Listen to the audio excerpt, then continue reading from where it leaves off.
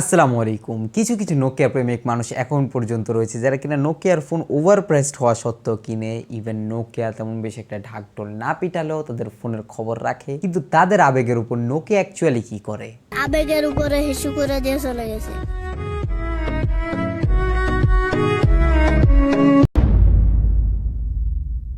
কেননা নোকিয়া G20-র মতো 15,000 টাকার মধ্যে যেই ধরনের একটা ফোন প্রচুর জনপ্রিয় হয়েছে বলতে গেলে, বাংলাদেশের মধ্যে যারা কিনা ভালো বিল্ড কোয়ালিটির মধ্যে নোকিয়ার ফোন যাচ্ছিল তারা অনেকেই কিনেছে।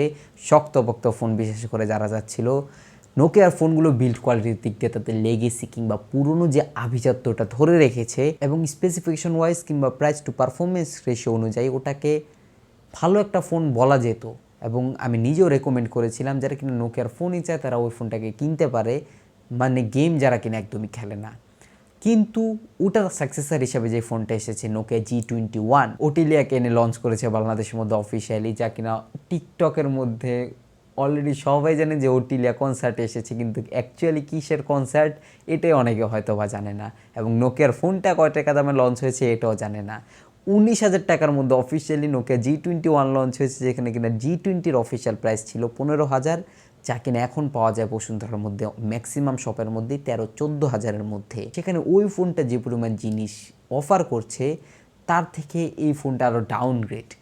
অ্যাকচুয়ালি এই ফোনটার প্রাইস হওয়া উচিত ছিল 11,000-12,000 টাকা ম্যাক্সিমাম, যেখানে আমাদের সেম ফোনের মতো ব্র্যান্ডও এই ধরনের স্পেসিফিকেশন দিয়ে ফোন নিয়ে এসেছে। তাদের ফোনের প্রাইস 9-10,000 টাকা, তাদের ফোনের পিছনে হাইস্ট গেলে 12-13,000 টাকা খরচ করা যায়।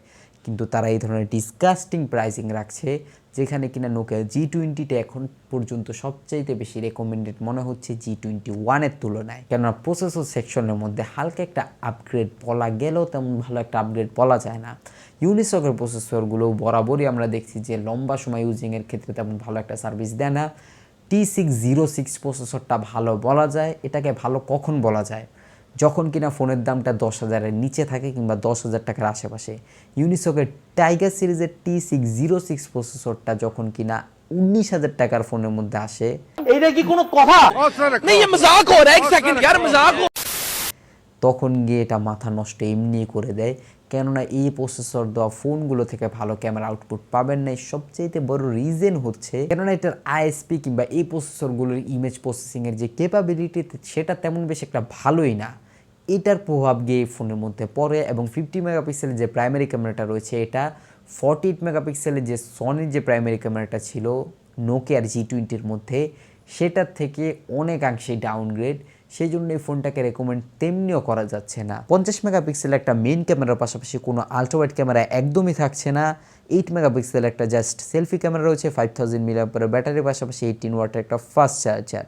eMMC 5.1-এর স্টোরেজ রয়েছে, বাদবাকি 3 জিবি র্যাম থেকে স্টার্ট হয়। 464 জিবি র্যাম রোম ভেরিয়েন্ট রয়েছে। 20,000 টাকার অফিসিয়াল প্রাইস আশেপাশে এটা বলা যায় ভ্যাট কিংবা ট্যাক্স সহ। অ্যাকচুয়ালি এই ফোনটা থেকে ক্যামেরা ওয়াইজও G20 অনেক এগিয়ে। 48 মেগাপিক্সেলের ক্যামেরার ফ্যান আমি অলওয়েজই বলি যে 50 মেগাপিক্সেলের প্রাইমারি ক্যামেরাটা আমার একদমই পছন্দ না। বেসিক্যালি ইউনিসকের প্রসেসরের সাথে তা আরও বেশি পছন্দ না। হ্যাঁ মানছি G20-র মধ্যে পারফরমেন্স ওয়াইজ তেমন up to the mark performance পাওয়া যায় না। মিডিয়াটেকের হেলিও G35 রয়েছে, কিন্তু ইমেজেসের কথা চিন্তা করলে কিংবা ক্যামেরা ক্যাটাগরি এবং প্রাইজের কথা চিন্তা করলে ভাই 5,000 টাকা কম দাম ওটার। ওই ফোনটা অ্যাকচুয়ালি নোকিয়ার G21 থেকে G20-কে বেশি ভ্যালু ফর মানি ফোন হিসাবে এখন পর্যন্ত ধরা যায়। সেই জন্য কি আপনাদের কাছে ওটাই রেকমেন্ডেড থাকবে। কিন্তু G21 ফোনটা শুধুমাত্র ওটেলিয়া লঞ্চ করেছে বলে যে এত বেশি দাম দিয়ে আপনি কিনবেন এটার কোনো মানেই হয় না। এহে রহা नहीं जाता। तू समझा? हाँ नहीं तू समझा नहीं। ভিডিওটা শেয়ার করে ছড়িয়ে দেবেন যারা কিনা নোকিয়ার ফোন এখন পর্যন্ত পারচেস করতে চায় কিংবা বাজেট ক্যাটাগরির মধ্যে 20,000 টাকারও নিচে এখন পর্যন্ত শক্তপোক্ত যারা কিনা ফোন চায়, মানে ওয়ালের মধ্যে ফিক্কা দেওয়ার পরও ভাই ফোন ভাঙবে না, আপনার ওয়াল ভেঙে যাবে, তাদের জন্য Nokia one and only choice, যা কিনা G20-র মধ্যেও রয়েছে এবং G21-এর মধ্যেও ফোন শক্তপোক্ত রয়েছে। এটা নিয়ে কোনো ধরনের কোনো দ্বিমত পোষণ করা যাবে না। আর যাওয়ার আগে একটা ছোট্ট রিকোয়েস্ট, নিচে সাবস্ক্রাইব বাটনটা লাল থাকলে এক ক্লিকে কালো করে বেল আইকনটাকে অল করে দিন। I'll catch you guys in the next video. Allah Hafiz.